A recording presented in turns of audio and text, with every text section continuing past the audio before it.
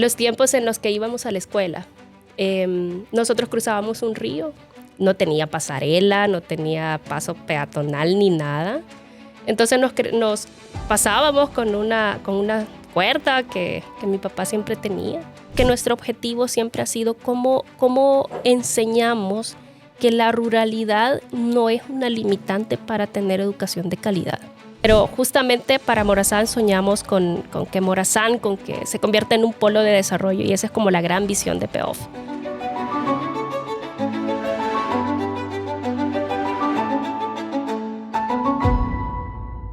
Hay historias que nos recuerdan que la educación y la transformación no se vive únicamente en las aulas. El día de ahora vamos a platicar con Mélida Bonilla, directora ejecutiva de Perkin Educational Opportunities, una visionaria y una apasionada por transformar Morazán. Bienvenida, Mélida. Gracias Juana por la oportunidad y el espacio de estar aquí compartiendo mi historia y lo que hacemos en Morazán. Gracias, Mélida. Para iniciar, quisiera que nos contaras un poco de ti. ¿Quién es Mélida Bonilla? Creo que Mélida Bonilla, más allá de ser directora ejecutiva y más allá de ser una profesional, soy una persona que conecta muy fácilmente con la gente de las comunidades y de los territorios porque vengo de ahí. Soy una persona visionaria, soñadora. Siempre de alguna manera creo que la gente tiene miedo de ser diferente y yo no tengo miedo, y eso me caracterizó desde muy joven.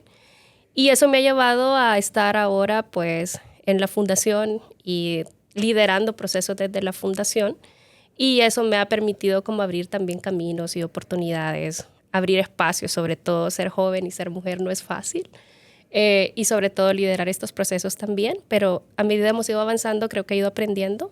Así que más allá de ser directora, pues soy tía de sobrinos, soy hermana, soy hija, y vivo en una comunidad rural. Me crecí en una comunidad rural, entonces vengo de los territorios también. Así que creo que más allá de todo un perfil profesional, una persona que cree en las comunidades y que creo que estas solo necesitan oportunidades, y una oportunidad, alguien que tenga fe. Entonces yo creo que yo soy Mélida, la que tiene fe y cree en las comunidades. Gracias, Mélida. Quisiera que nos contaras precisamente cómo fue criarse en la comunidad. El área rural definitivamente tiene sus retos, tiene su encanto, pero también hay paradigmas que romper. Y verte tan segura, madura, mujer exitosa, hay un largo camino recorrido. Sí. Creo que, bueno, un poco los inicios. Me crecí en una comunidad rural con todas las limitantes, con todos los desafíos de cualquier comunidad.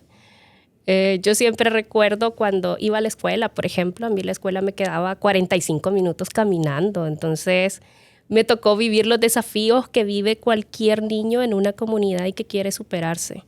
Las calles en pésimo estado. Recuerdo que mi papá siempre ha tenido ganado y siempre ha tenido, yo no sé si ustedes ubican, pero es carreta con bueyes. El medio de transporte seguro en la comunidad era la carreta con bueyes. Y las ruedas de esas carretas se iban hasta la mitad del lodo y era el único medio para salir, ¿no?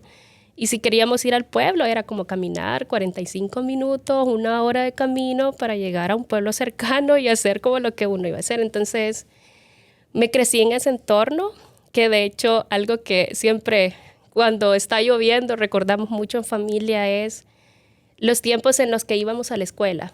Nosotros cruzábamos un río, no tenía pasarela, no tenía paso peatonal ni nada. Entonces nos pasábamos con una cuerda que mi papá siempre tenía, y era todos los días de invierno cuando teníamos que ir, y sea la actividad que hacíamos. De hecho, recuerdo que los profes siempre nos sacaban temprano de la escuela porque cruzábamos una quebrada y cruzábamos el río después. Entonces, esos desafíos que yo creo que los vive cualquier niño en una comunidad tan remota y a veces desfavorecidas, Yo soy originaria de San Bartolo, una comunidad rural de Guatajiagua. Y pues me crecí así, ¿no? Con todas esas limitantes que de hecho mi papá incluso se tuvo que ir un tiempo para Estados Unidos. Cuando yo tenía 7 años se fue, regresó hasta que yo me iba a graduar de bachillerato. Entonces viví como todo lo que puede vivir un joven, un niño en una comunidad rural y creo que eso es precisamente lo que me hace conectar muchísimo con los territorios rurales porque yo viví los procesos, yo viví los desafíos en las comunidades y vengo de ahí, ¿no? Entonces, algo que siempre quise y que siempre soñé fue un día, pues, dije algo más tiene que ser, no solamente esto, ¿no? Y a medida, pues, fui creciendo, fui descubriendo que los procesos son lo que me gustan, lo que me apasionan y sobre todo, pues, cómo buscar más oportunidades para la gente. Yo creo que algo que siempre hice es que nunca fui conformista y siempre como hay algo más aparte de esto, algo que no estamos viendo. Entonces, ¿qué es eso? Y eso es lo que le apostábamos siempre. Pero fui una niña con todos esos desafíos que se viven en una comunidad como San Bartolo, como cualquier otra del país, y que sobre todo son los que forjan carácter, forjan futuro y forjan la mujer que soy ahora, ¿no? Gracias, Melida. Yo sé que El Salvador es pequeño. Realmente nuestra extensión territorial no es gigantesca, pero hay dos realidades realmente. Y vivir en la ciudad y vivir en territorio es diferente. Y yo sí quisiera si nos pudieras, así como comentaste justo, estos ejemplos de lo difícil que es llegar a la escuela, cuál es la realidad también en el tema educativo una vez llegas a la escuela, dónde termina la escuela y los retos que se enfrenta si uno quiere optar por educación superior. Sí. Morazán es, y creo que no solo Morazán, todos los territorios rurales realmente tienen muchos desafíos a nivel de educación. A veces yo siempre platicando digo, yo siento a veces que la escuela me quedó a deber mucho porque yo pude haber desarrollado muchas habilidades, muchos conocimientos y yo sentía que todavía no estaba lista. Incluso el instituto, por ejemplo, la opción era caminar casi 2 horas para llegar al instituto. O me dijeron aprender a manejar motocicleta. Entonces, de hecho, aprendí en el 2009 a manejar motocicleta porque tenía que moverme para el instituto. Y era esa opción o caminar. Y era educación media, ni siquiera era la universidad. Entonces, hay pocas instituciones educativas realmente que yo creo que a medida han ido avanzando han tratado de ir mejorando, pero también los desafíos que enfrentan los docentes en la ruralidad es aulas multigrados, posiblemente docentes que todavía les hace falta formarse y tal vez mayor acompañamiento y que de alguna manera pues son las cosas que hemos ido encontrando en el camino. Cuando terminé bachillerato en el año 2012, por ejemplo, yo no continué la universidad. Yo me quedé 5 años sin estudiar. Y esta es posiblemente la realidad que viven muchos jóvenes de Morazán. Y no continué estudiando porque, la universidad era San Miguel, me quedaba lejísimos. ¿A cuánto tiempo? En ese tiempo no había tanto transporte, tenía que irme a vivir a San Miguel para poder seguir estudiando. Entonces no había la opción de viajar, a menos que lo hiciera con algo propio, pero obviamente no teníamos recursos como para moverme todos los días. Era alrededor de que 45 minutos, 50 minutos más o menos para allá, porque Guatajiagua está relativamente cerca de San Miguel. Ahora, yo digo los jóvenes de Perquín, que es donde ahora paso mayor parte de mi tiempo, y digo, los jóvenes de allá tienen que moverse 2 horas, 2 horas y media para poder llegar a la universidad. Entonces, realmente incluso Morazán creo que es uno de los departamentos con menos acceso a la universidad o a la educación superior y con menos posibilidades de optar por carreras técnicas. Entonces, esos desafíos que a medida pues, se han ido profundizando han hecho que muchos jóvenes, pues como yo, digan, no voy a continuar estudiando este año. Yo dije, me voy a tomar un año sabático, no voy a estudiar, pero pasaron 5 años. Y hasta que llegué a la fundación y se dio la oportunidad de que pudiese continuar estudiando, pues lo hice. Pero ese desafío, ese golpe de realidad que tienen las comunidades rurales, realmente pues hacen pensar si realmente vale la pena el seguir estudiando o el seguir formándose, y que muchos que tienen el deseo de hacerlo, pues no lo hagan, porque al final eso es precisamente una limitante para poder detenerse y dejar de soñar. Y algo que pues precisamente me hizo conectar mucho con PEOF y con lo que hago en el trabajo es que trabajamos para dar oportunidades a jóvenes y trabajar por mejorar la educación allá en Morazán. Y que de alguna manera pues estar sumando y abonando a que otros pueden tener las posibilidades y las oportunidades que yo no tuve en la escuela, eso como que es esperanzador, y entonces me dice, de aquí soy, ¿no? Y Mélida, las niñas que eran compañeras tuyas en la escuela, ¿continuaron o no? Ay, una realidad de allá, y creo que de todos los territorios, es que la mayoría de las niñas al terminar noveno o bachillerato, pues o es acompañarse, tener su familia, embarazadas. De mi generación, soy la única que no es mamá, que no está casada, que no está y que de hecho también que continué la universidad y me formé. La mayoría de mis compañeras de la escuela pues no lo hicieron, unas sí se formaron, pero después se casaron y se acompañaron y no ejercieron. Entonces, ese sí, y de hecho es uno de los desafíos más grandes a nivel rural, que las niñas logren continuar con sus estudios, no solamente de educación media. Yo tuve la fortuna de estar en un lugar que el instituto me quedaba relativamente cerca, pero, por ejemplo... ¿El de 2 horas? El de 2 horas. Y caminando. Hay centros educativos, por ejemplo, Joya de Talchiga, que está allá pegado a fronteras con Honduras. Rancho Quemado, que es otra comunidad. Son comunidades que incluso nosotros hemos hecho visitas, hemos conocido casos donde las niñas, pues su opción es, me caso porque mi mamá ya no tiene cómo poder seguir alimentándome. Entonces, para mí fue bien desafiante una experiencia que tuve el año pasado. Cuando yo llegué a la fundación en el año 2016, 2017, nosotros hacíamos visitas a las escuelas, dábamos formación de clubes que ayudaban a fortalecer las capacidades de los chicos. Y llegamos a una escuela, yo conocí a una niña, y el año pasado me encontré a esa niña que yo tuve en el 2017. Tenía un niño en brazos. Esa niña no tenía ni 16 años y ya era mamá. Quizás tenía 15. Le dio pena verme, me vio, pero es lo típico evitar hablar. Yo intenté acercarme incluso para saludar, pero ese desafío y esa realidad que viví incluso el año pasado, yo digo, esta niña la conocía ya. Y yo conocí su historia y encontrármela en ese momento. Incluso estaba haciendo tercer ciclo en modalidad sabatina para poder continuar con su estudios de educación básica. ¿Y qué crees que fue el factor? ¿O quién estuvo detrás de que tú pudieras decidir un camino diferente? Yo creo que todo lo que pasó y que pasó conmigo en la niñez, realmente el haber tenido tantos desafíos en mi casa, en la comunidad, en el territorio, hizo que no me conformara con eso, ¿no? Y que fuese por algo más. Y por eso fue que fui creciendo, fui aprendiendo, no me quedé hasta ahí.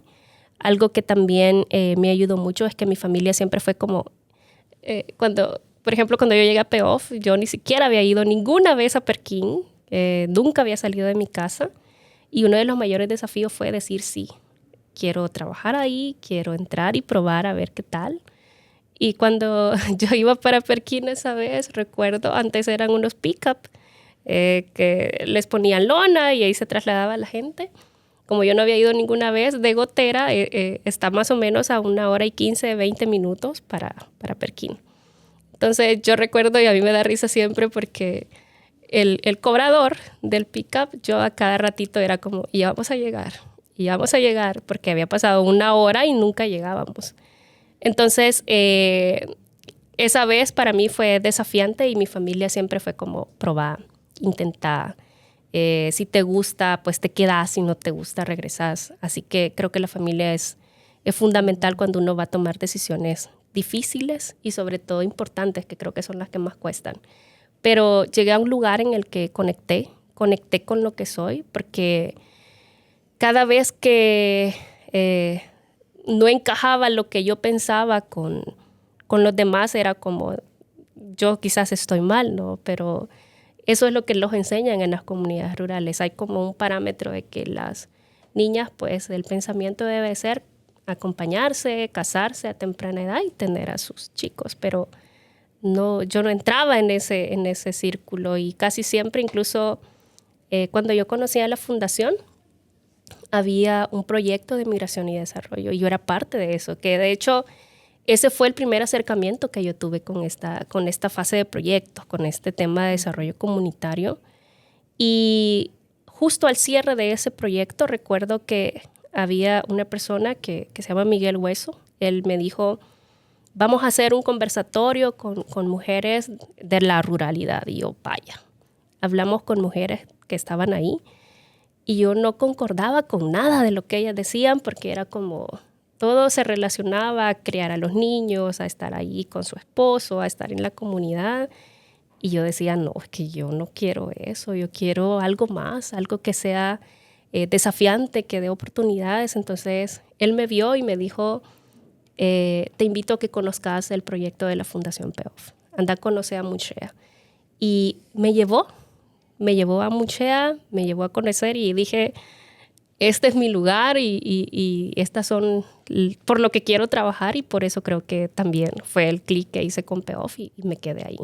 Pero realmente trabajar con todo este contexto que uno vive en la ruralidad a veces también hace que los sueños se apaguen o que también no seas como muy ambicioso en la forma en que piensas, porque generalmente hay como muchas limitantes y las limitantes hacen que pues no se sueñe, ¿no? Y es lo más triste que puede haber para un niño en la ruralidad, creo. Definitivo.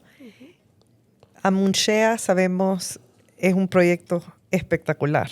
Y quisiera que nos contaras, porque la primera vez que yo lo leí fue una noticia en el periódico donde hablaba el nivel académico que se lograba. Y yo me acuerdo que fui y busqué en el mapa para asegurar que sabía dónde estaba y siempre, o sea, ha resaltado por un montón de aspectos. Entonces quisiera que nos compartieras porque creo que eso demuestra que si la oportunidad llega, la capacidad obviamente existe. Sí, quizás para que entendamos el contexto de Amunchea, PEOF es una fundación extranjera que nace realmente en Pekín y nació en las comunidades desplazadas durante la guerra. Nuestros fundadores fueron voluntarios durante el conflicto con las comunidades en Colomancagua. Cuando retornaron, junto con ellos, pues también retornó mucha cooperación internacional, mucho apoyo en infraestructura, en accesibilidad vial, en todo, pero muy poco centrado en la gente. Entonces, llegaba un proyecto y la comunidad seguía igual. Llegaba otro proyecto y la comunidad estaba igual. Entonces, nuestros fundadores dijeron, hay algo que no estamos haciendo. Y se nació con la idea de, entonces, ¿cómo creamos un entorno que permita favorecer y, sobre todo, trabajar al componente humano? Y ahí nació PEOF. Pero empezamos a hacer muchos esfuerzos y dijimos, algo que no estamos haciendo es cambiar a las personas y sobre todo crearles una mentalidad diferente. Cómo creamos desarrollo y cómo potenciamos comunidades a partir de la educación. Identificamos que la base era la escuela. En el año 2007 nace PEOF y en el año 2008 nace Amunchea. Y Amunchea nace desde nuestro eje estratégico de educación relevante. Y nació con la filosofía de cómo formamos niños y niñas que sean motores de cambio en las comunidades. y cómo generamos impacto a largo plazo en la comunidad, que solucione los problemas reales que vive la comunidad en el día a día, que sobre todo ayude y que dé soluciones. Eso era el reto. Entonces empezamos a ver qué metodologías podíamos usar.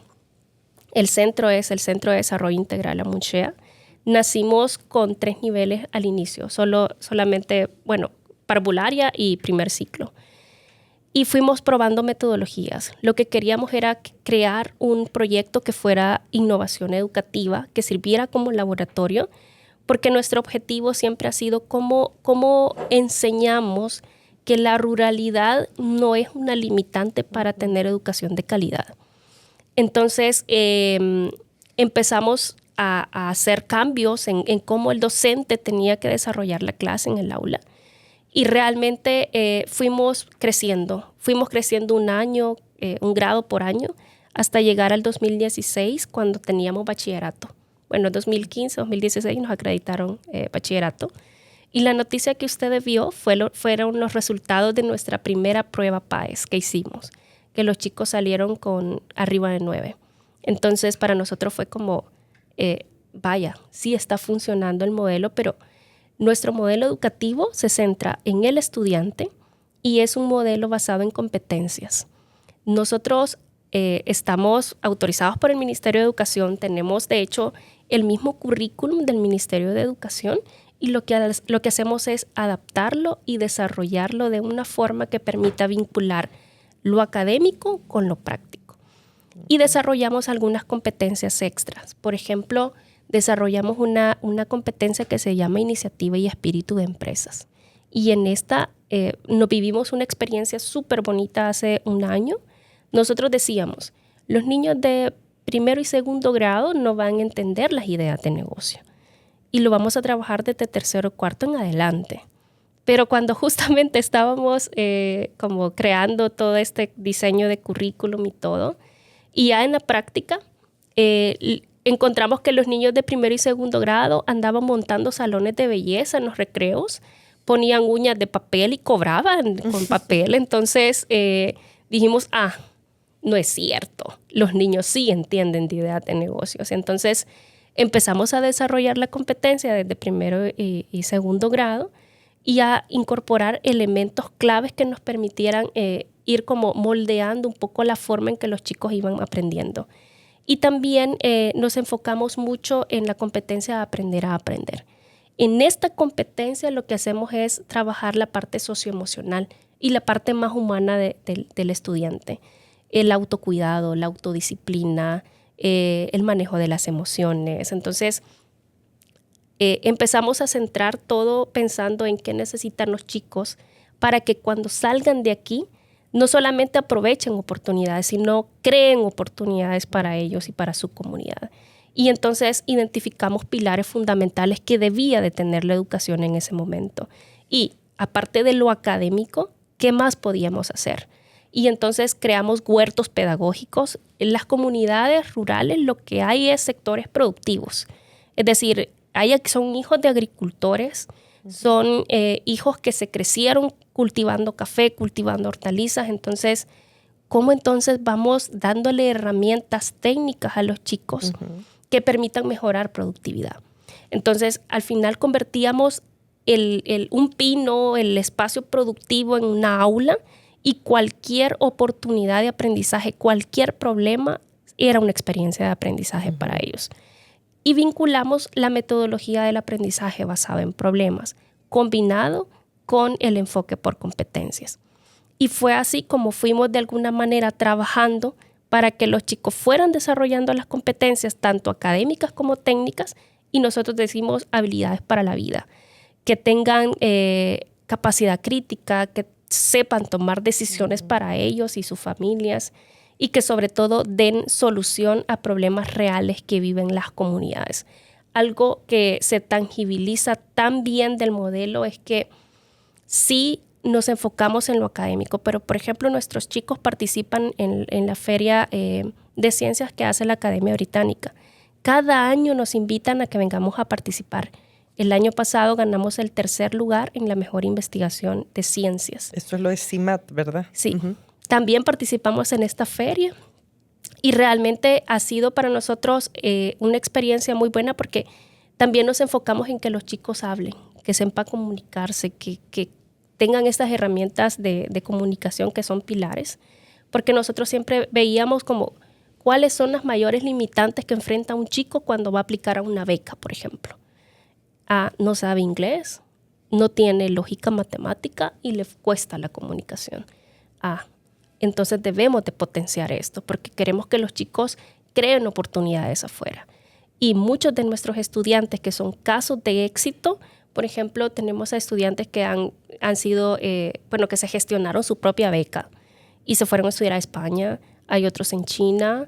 Y algo que para nosotros también es muy satisfactorio son estudiantes que han gestionado sus becas para el ESEM, por ejemplo, para la Mónica Herrera, que venir un joven desde Morazán a estudiar aquí y sobre todo en estas universidades es algo grandioso para ellos y son grandes oportunidades, ¿no? Entonces, algo que nos dimos cuenta es que ellos se convertían fácilmente en líderes dentro de los grupos de clase y eso decían, es que esto lo aprendimos en Amunchea. Entonces, formamos liderazgos, formamos más allá de lo técnico y más allá de lo académico y nos enfocamos en ellos, en que sean personas conscientes y que sobre todo lo que van a aprender en el aula les sirva para la vida. Y nosotros decimos, si este contenido no puede aplicarse en la vida real, no lo podemos desarrollar. Porque cuando el niño va a la tienda, no dice, voy a aplicar matemática cuando voy a saber cuánto me sale en la cuenta o para saber cuánto de cambio me van a dar. O lenguaje para pedir las cosas, o sociales para saber por qué incrementó o bajó el precio. Entonces, cuando nosotros vemos la educación de una forma tan integral, es lo que nos permite, entonces vamos a formar jóvenes integrales y vamos a enseñarles integral. Y por eso los jóvenes están expuestos a muchos procesos. Cuando nosotros vimos que el modelo funcionaba a nivel rural, nosotros empezamos a trabajar con las escuelas. Nuestro sueño siempre fue crear a Amunchea como este laboratorio educativo y luego empezar a transferir lo bueno que hacíamos aquí y que funcionaba a las escuelas públicas. Empezamos en el año 2016 con 7 centros escolares, solo los de Perquín. Y luego empezamos a trabajar en 16 centros educativos de Morazán. Algo que nos abrió mucho las puertas y que también empezamos a hacer formación docente, que de hecho incluso hacemos el congreso docente cada año donde formamos en habilidades digitales, en estas cosas que a veces los docentes decimos cómo equilibrar la vida laboral con la profesional. Entonces, el tema de salud socioemocional también lo enfocamos en docentes, así como en estudiantes. Y vamos realmente viendo qué es lo que necesita el país, el contexto más cercano y empezamos a potenciar ahí. Realmente Amunchea es un constante y sobre todo una actualización en todos los sentidos. Nuestro equipo docente joven, nuestros estudiantes pues son de la zona también y eso nos permite que el equipo, como también es de ahí de la zona, pues empiece a enseñar con las limitantes que hay, que creo que principalmente hay que ser conscientes de las limitaciones y entonces ofrecer una educación que responda a esas necesidades. De lo contrario, entonces la educación no es pertinente al contexto y al territorio y entonces ahí es donde sentimos que algo falló, que algo no me está dando resultados. Y por eso es que pues Amunchea ha crecido y hemos crecido con muchas oportunidades para jóvenes y nosotros decimos, cuando nosotros pasa un joven en Amunchea y realmente construye su sueño ahí con nosotros y encuentra un equipo que cree en ellos, es que, créame, la transformación de vida que tiene un joven es impresionante porque encuentra aliados que sumen a su ambición de crecer y querer generar oportunidades para el territorio, así como lo tuvieron ellos en algún momento, y que incluso hoy llegan jóvenes. Para nosotros es satisfactorio que ahora en PEOF ya tenemos estudiantes Amunchea que han sido graduados y han retornado a la fundación porque dicen, es que Amunchea y PEOF hizo tanto por mí que ahora yo quiero hacer algo también por los demás. Entonces, cuando nosotros recibimos esos mensajes como la satisfacción primero de que estamos haciendo un gran trabajo, pero también estamos construyendo jóvenes con identidad, con propiedad del territorio y que quieren retornar. Así que, pues eso hacemos en Amunchea. Gracias, Mélida. De verdad que es un proyecto muy completo que justo me recuerda a esta frase de si tu plan es a 1 año, planta arroz, si tu plan es a 10 años, planta árboles, pero si tu plan es a 100 años, entonces educa a los niños. Sí. De verdad que muy inspirador. Y yo sé que la fundación hace muchísimo. Este es un proyecto. Un proyecto. Pero sé que también tienen muchos más. Y otro del que quisiera que nos cuentes un poco es de la Escuela Agroecológica. Porque de hecho es así como nos conocemos y creo que tiene la pertinencia del territorio y vale la pena también compartir todo el impacto que eso tiene. Sí. Realmente casi la mayoría de todas las personas nos conocen por Amunchea y por nuestro enfoque educativo. Y nosotros pues identificamos 4 áreas claves para potenciar territorios. Uno era formar a la gente, formar a jóvenes y niños en las comunidades. Y luego dijimos, no es posible si solo centramos la educación en los niños y no vamos más allá, porque la filosofía, y como dice mi amigo, no es posible solo sembrar una buena semilla si la tierra no es fértil y si el contexto no es fértil. Entonces nosotros dijimos, no es posible formar jóvenes que tengan todas estas habilidades si el entorno no les da oportunidades también. Y por eso empezamos a trabajar en PEOF otros ejes estratégicos. Uh-huh. Entre estos, el eje de seguridad alimentaria, restauración y conservación, que es el que le da vida precisamente a la Escuela Agroecológica Inclusiva. Y la Escuela Agroecológica es un espacio y se llama agroecológico porque atiende niños, atiende jóvenes, atiende productores y productoras locales. En 2024 fuimos finalistas en el programa Ayudando a quienes ayudan de Fundación CRID. Nuestra primera experiencia trabajando con Fundación CRID. Y 2025 pues se dio la oportunidad en la edición 2025 con 20 años de legado y pues ganamos el primer lugar y con este proyecto que para nosotros es el consolidado de un gran trabajo porque logramos integrar en un solo proyecto, en un solo programa, lo académico, lo técnico, la comunidad y la generación de oportunidades para el territorio. Entonces, la Escuela Agroecológica, nosotros desarrollamos un diplomado técnico en agroecología y sustentabilidad ambiental. Lo venimos trabajando desde el 2019. Tenemos grupos de productores que los venimos trabajando ya desde hace 4 años y para nosotros ha sido satisfactorio porque ahora ellos se convierten en agentes de cambio y formadores en su comunidad.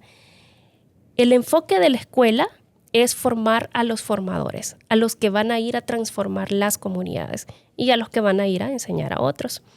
Y también nos enfocamos dentro de la escuela en que las parcelas de los productores sean más rentables y sostenibles. Todos los productores tienen producción, pero muy pocos tienen ingresos a partir de este. Entonces lo que hacemos es, les enseñamos a producir dentro del componente de formación, pero les ayudamos a potenciar sus parcelas, que sean más rentables, que tengan más sostenibilidad, que mejoren la nutrición de las familias, pero que tengan excedentes para comercializar. Uh-huh.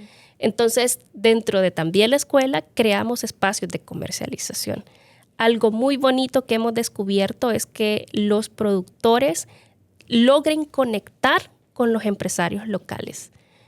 Nosotros desarrollamos mercaditos y en estos mercaditos llevamos a productores y también llevamos a empresarios. Algo que surgió muy bueno el año pasado es que incluso una de nuestras productoras, que es muy ambiciosa por querer conocer más, querer inventar productos, ya está exhibiendo productos en este restaurante. Entonces, creamos vínculos, creamos conexiones a partir de los mercaditos. Y algo que para nosotros es muy satisfactorio es que también integramos un modelo educativo que está vinculado con Amunchea y con las escuelas y que es a partir de este que hacemos transferencias metodológicas. El año pasado, junto con todos estos procesos que hemos estado llevando con Fundación CRID, y a partir de este proyecto nació el programa de investigaciones académicas estudiantiles. nosotros dijimos, los niños y los adolescentes tienen el potencial de crear soluciones reales y sostenibles para los sectores productivos. Entonces, algo que hicimos fue crear este programa de investigaciones y que los estudiantes lo vincularan con ciencia, tecnología y medio ambiente. Una experiencia súper buena que nos llevamos y que es una de las mejores investigaciones y que de hecho ganó el proyecto de innovación a la innovación en este programa es, por ejemplo, el que hizo el Instituto Nacional de Gotera, el INGO, la granja agrícola. Uh-huh. Ellos hicieron una investigación de desarrollar ADN de abejas reinas menos agresivas que permitieran cosechar miel de mejor calidad y con menos picaduras para los productores. Y ellos desarrollaron toda una investigación alrededor de esta. Ahora para nosotros es súper bueno y decimos, el programa funciona, porque ahora ellos están en una segunda fase dentro de esta investigación. Y ahora lo que están haciendo es empezar a formar a productores con los resultados que ellos obtuvieron. Entonces empiezan a formar a otros productores en las comunidades. Y incluso también nació Agropío, que es un proyecto de investigación académica estudiantil, que es desarrollar toda una línea de productos orgánica para manejo de pollos de engorde, que les permite reducir hasta un 40% los costos de producción para un productor local. Desarrollan líneas para cuando el pollito tiene tos, que cuando tiene la diarrea, que todas las enfermedades preventivos y curativos lo desarrollan dentro de esta línea y 100% orgánica. Entonces, estas investigaciones que surgen a partir de este programa que nosotros creamos, nos dicen, vincular lo académico y vincular lo productivo funciona. Y es porque la educación siempre debe de estar en función del desarrollo de las comunidades y debe de dar respuesta a las comunidades. Uh-huh. Entonces, cuando nosotros encontramos entonces los procesos académicos se pueden vincular y lo vamos haciendo de esta forma, entonces la educación tiene mucho más sentido, porque cualquier espacio se puede convertir en un aula y cualquier oportunidad de aprendizaje para un estudiante lo puede escalar mucho más allá. Entonces la escuela agroecológica realmente es bien compleja, tiene muchos componentes claves porque incluso a partir de todo lo que hemos venido haciendo hemos ido potenciando productores locales y les hemos dado acceso y no a un capital de $1,500, $500, un fondito que dijimos ellos van a priorizar la necesidad más urgente y lo que sea ese cuello de botella que no les deja avanzar en la parcela. Una experiencia muy buena es que una productora, por ejemplo, creó un reservorio y dijo, el reservorio me va a dar el agua que necesito para cultivar cítricos en la época de verano y es donde tiene mejor precio. Ellos han mejorado hasta un 60% los ingresos a partir de la construcción de un reservorio. Y ahora le han incorporado peces que también les ayuda a mejorar su nutrición. Entonces, acciones tan pequeñas que parecen, crean un impacto tan grande y la escuela agroecológica es esto. Entonces, nosotros tenemos como estos dos ejes, que son dos programas realmente muy, muy fuertes, que es Amuchea dentro de nuestro eje educativo y la escuela agroecológica dentro de nuestro eje de seguridad alimentaria. Pero también tenemos un eje que es de ciencia y tecnología. Este eje todavía se está trabajando y no lo estamos desarrollando al 100% porque una de las limitantes de Morazán es lo complicadísimo del acceso a tecnologías y sobre todo a las ciencias. Creo que en todas las comunidades rurales los niños no desarrollan esta curiosidad por las ciencias. Entonces nosotros creamos un laboratorio que permite vincular lo que se hace en el aula, lo que sucede en los espacios productivos con la ciencia en la investigación. Y es un espacio que incluso no solamente es para Amuchea, sino para estudiantes de los institutos agrícolas, incluso que no tienen espacios productivos, lleguen y ocupen las instalaciones de PEOF. Entonces, el gran sueño de nosotros es poder crear un centro de innovación en tecnologías que nos permita formar no solamente a estudiantes, sino también a docentes, a personas que quieran aprender de tecnología y quieran mejorar sus herramientas tecnológicas, lleguen y aprendan con nosotros también. Pero es un sueño que todavía está trabajándose y que la idea pues es en algún momento ejecutarse. Mientras tanto, lo vamos haciendo integrado y paralelo, porque algo que también descubrimos es que desde ahí podemos trabajar el componente de desarrollo territorial. Hicimos un ejercicio de enseñar a chicos de bachillerato a volar drones cuando estaba la plaga del gorgojo en el pino.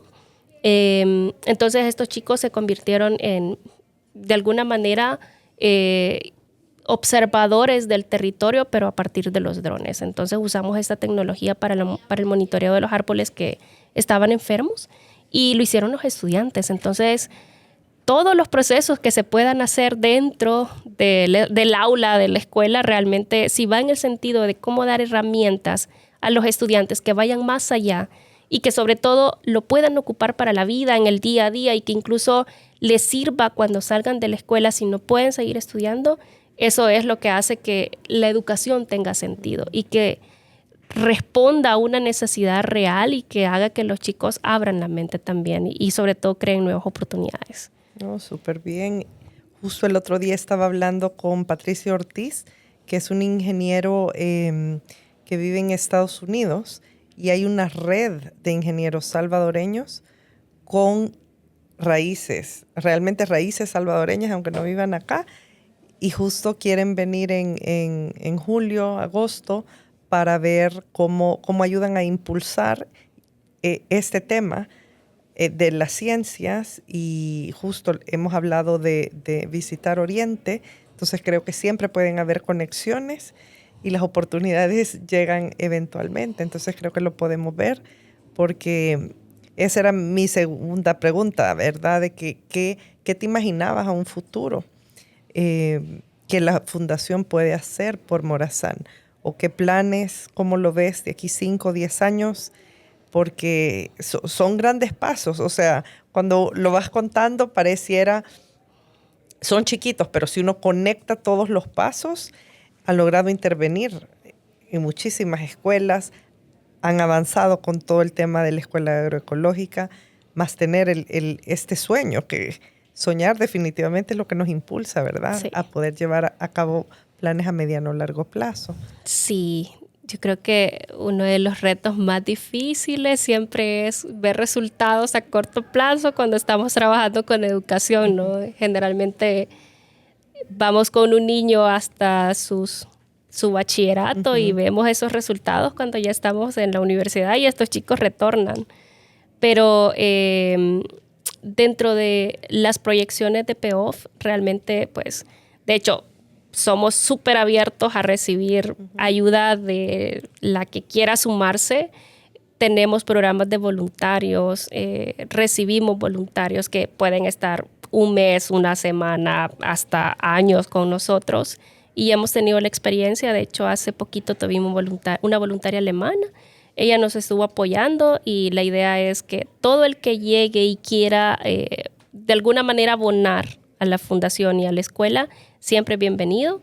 Y si quiere facilitar talleres con los chicos, porque creo que esa experiencia de conectar con otra gente es la que permite como que crezcan. Y algo súper bueno para nosotros y valiosísimo, y que yo siempre lo digo, y que incluso cuando estábamos en la firma del primer convenio, nosotros, cuando vino con mi compañero Fran, y él decía, lo importante de ganar un premio con FGK es las conexiones. Más allá del financiamiento, es la oportunidad de conocer que hay una red mucho más grande que está trabajando por transformar El Salvador. Entonces, eso es súper valioso y de hecho, el que quiera aplicar para el programa, pues siempre bienvenido, porque precisamente creo que eso es lo valioso y lo rico de todo este ecosistema que se crea a partir de oportunidades. Pero justamente para Morazán soñamos con que Morazán que se convierta en un polo de desarrollo, y esa es como la gran visión de PEOF. Y un polo de desarrollo que no solamente, es que casi siempre es como cuando hablamos Morazán, hablamos de Perquín, hablamos de limitantes, hablamos de desafíos, y sí existen, pero la visión de PEOF es cómo también a Perquín lo reconocemos porque allá hay un centro que atiende con calidad y sobre todo que tiene oportunidades para juventud. Hay un instituto de formación tecnológica, hay espacios de formación, que de hecho uno de nuestros grandes sueños es tener la oportunidad de establecer las primeras carreras a nivel técnico y que podamos ofrecer formación técnica especializada a jóvenes que quieran formarse, que quieran aprender sobre algo y que puedan hacerlo ahí con nosotros, que no sea necesario venir hasta San Miguel. Y nosotros decimos, no un instituto que forme ingenieros o que forme licenciados, sino técnicos especialistas en una área que les guste, que sobre todo tenga potencial en el territorio y que les ayude a crear oportunidades. Y de hecho, algo hemos ido intentando con diplomados técnicos especializados que los hemos ido integrando a los bachilleratos generales, porque nosotros siempre decimos, todo lo que hacemos no es solamente para estudiantes Amuchea, es que trabajamos para las escuelas, trabajamos para el territorio, y en el territorio hay jóvenes de todo tipo. Algo que para mí fue súper fuerte y fue un golpe de realidad, fue un pequeño grupo focal que hicimos con estudiantes de una comunidad de Huateca. Son comunidades muy aisladas. En este pequeño grupo preguntábamos a los jóvenes, ¿con qué soñás cuando salgas de bachillerato? El 80% de estos niños pues dijo pues ingresar a la policía o ingresar al destacamento militar, y el otro 20%, solamente 3 dijeron que querían realmente seguir en la universidad, pero que querían una carrera que tuviese que ver con veterinaria. Pero eso solo podía hacerse en San Miguel. Entonces, pero que algo que les limitaba era continuar la formación. Y el otro pues dijo, nada, quedarme aquí en casa, trabajar con mi familia o irme para Estados Unidos. Y entonces eso es lo que nos dice, hace falta también crear un espacio de formación más allá de la escuela y que genere esta capacidad técnica instalada. Porque algo que genera la mayor fuga de capital humano joven del territorio es precisamente la falta de formación técnica. Y nosotros nos enfocamos en esto. Y uno de los sueños de PEOF es crear este instituto de formación técnico.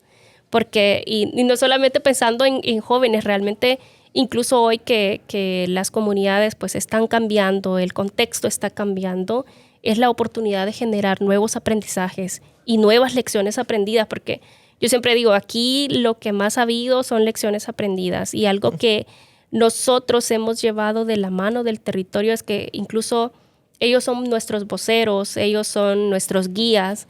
Cuando vamos a hacer propuestas de proyecto, no son propuestas que se crearon ahí en el escritorio nada más, sino que se hizo con consultas, mire, qué le gustaría que se hiciera. Y algo que nos ha permitido ir creciendo y de alguna manera encontrando estos pequeños saltos, y sobre todo que la misma gente nos ha apoyado, es que realmente los hemos ido incluyendo en todos los procesos, desde que nace una propuesta hasta que se está ejecutando.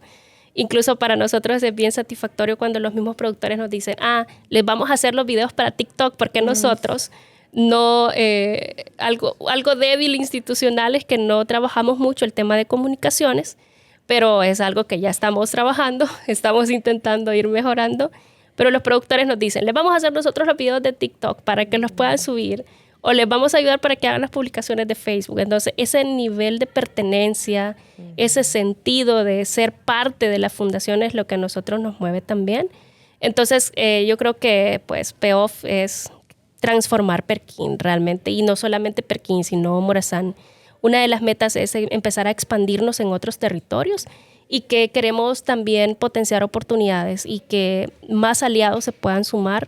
Realmente lo que buscamos es crear todo un ecosistema de oportunidades con todas las organizaciones que se quieran sumar al esfuerzo.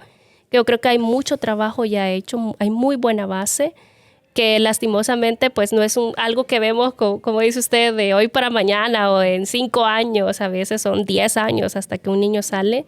Pero realmente cuando vemos a la comunidad que está transformándose, nosotros decimos algo estamos haciendo bien y queremos seguir haciéndolo bien. Entonces, más que todo es cómo volvemos a Morazán, a ese territorio que siempre es visto como el más allá, remoto y desfavorecido, como un polo de desarrollo, y algo que diga, estamos aquí, estamos generando oportunidades, estamos generando talento para el territorio, y sobre todo a esas personas que van a transformar la realidad de El Salvador. Sí, Melida, nosotros en el programa Oportunidades, justo corrimos un estudio cuando lanzamos el programa sabatino, y el Centro de Oriente atendía jóvenes de San Miguel, Morazán, La Unión, Usulután, y lo que más llamó la atención, porque eran unos economistas de la educación, era que el programa enseñaba a soñar.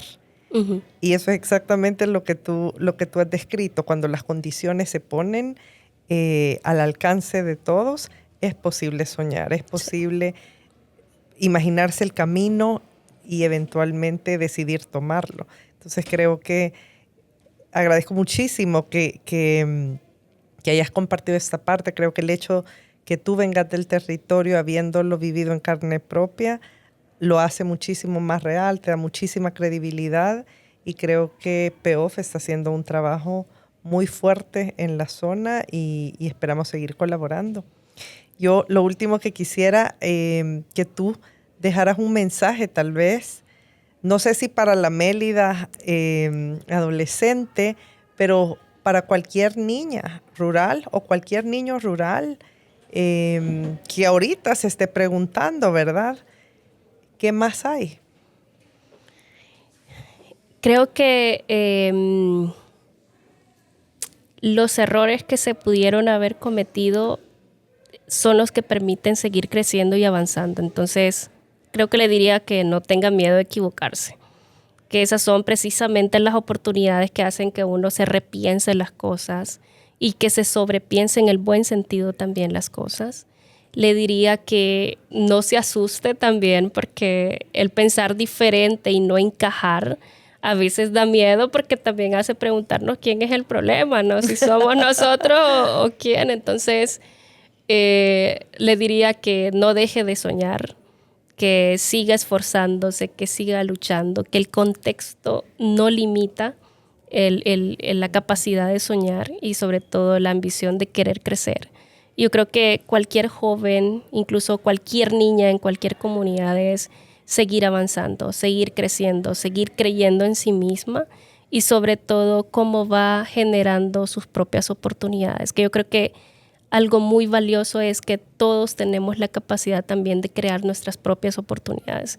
Lo que a veces cuesta es saber identificar cuándo hacerlo o saber identificar cuál es la oportunidad correcta, porque pueden llegar muchas, pero yo creo que si yo no me hubiese arriesgado a ir a conocer Perquín esa vez, no estuviese aquí hoy y no estuviese compartiendo aquí mi historia con ustedes y con El Salvador y con todos los que nos van a ver.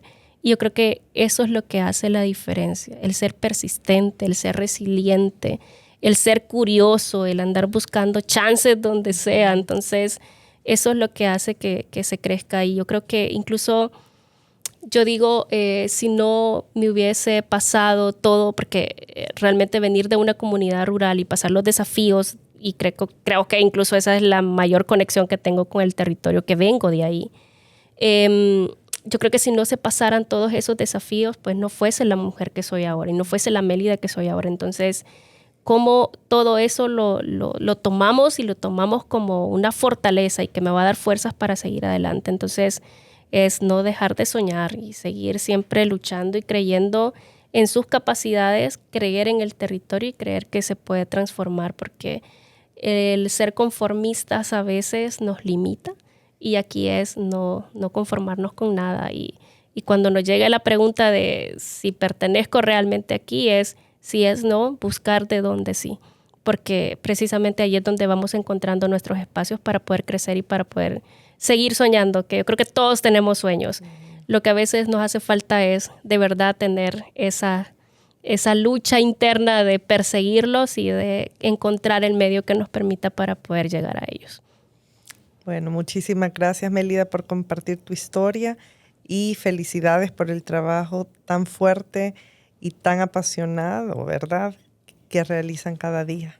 Muchas gracias a ustedes por la oportunidad y por dejar, pues, compartir y sobre todo por abrir estos espacios que hace que las personas también conozcan el territorio, conozcan a la gente del territorio y que también crea que pueden generarse más oportunidades de las que precisamente tenemos a simple vista ya en las comunidades. Así que muchas gracias. Gracias.